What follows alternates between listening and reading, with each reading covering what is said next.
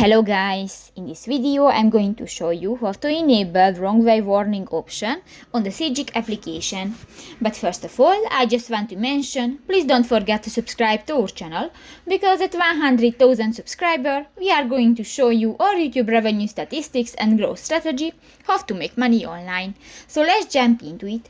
First of all, open the application on your device. Now click to the three lines at the upper right corner of the screen and click to the settings icon. Go to the features section and you can find the wrong way warning option under the speed cameras. Click that and you can find the option, the wrong way warning, alert me when a wrong way driver is on my route. So just click to the next white circle and new is enabled. So that's pretty much it for this video guys. See you in the next one. Bye bye.